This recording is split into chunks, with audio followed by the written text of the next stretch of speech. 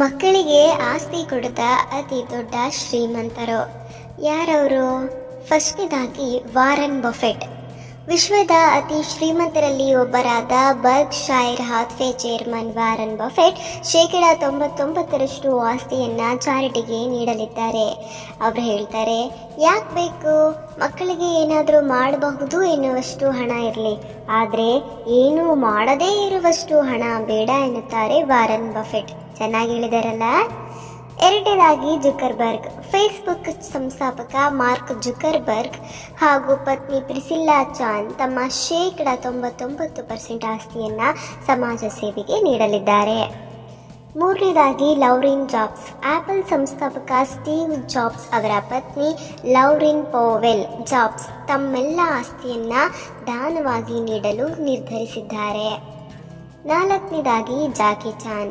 ಅಂತಾರಾಷ್ಟ್ರೀಯ film star Jackie ಚಾನ್ ತಮ್ಮೆಲ್ಲ ಆಸ್ತಿಯನ್ನು ದಾನವಾಗಿ ಕೊಡಲಿದ್ದಾರೆ. ಅವರಿಗೆ ಜೇಸಿ ಜಾನ್ ಎನ್ನುವ ದಾರಿ ತಪ್ಪಿದ ಮಗನಿದ್ದಾನೆ.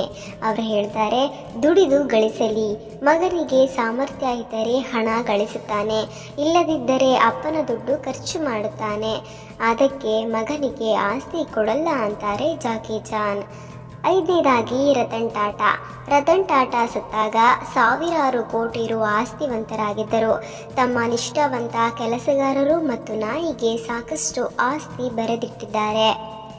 ಆರನೇದಾಗಿ ತ್ಯಾಗರಾಜನ್. ಶ್ರೀರಾಮ್ ಗ್ರೂಪ್ ಸಂಸ್ಥಾಪಕ ಆರ್ ತ್ಯಾಗರಾಜನ್ ತಮ್ಮ ಹೆಚ್ಚಿನ ಆಸ್ತಿಯನ್ನು ಹಲವು ಉದ್ಯೋಗಿಗಳಿಗೆ ಬರೆದಿಟ್ಟು ಸರಳ ಜೀವನ ನಡೆಸುತ್ತಿದ್ದಾರೆ. ಏಳನೇದಾಗಿ ಬಿಲ್ ಗೇಟ್ಸ್. ಮೈಕ್ರೋಸಾಫ್ಟ್ ಸಂಸ್ಥಾಪಕ ಬಿಲ್ ಗೇಟ್ಸ್ ತಮ್ಮ 99% ಆಸ್ತಿಯನ್ನು ಗೇಟ್ಸ್ ಫೌಂಡೇಶನ್ಗೆ ವಿನಿಯೋಗಿಸುತ್ತಿದ್ದಾರೆ.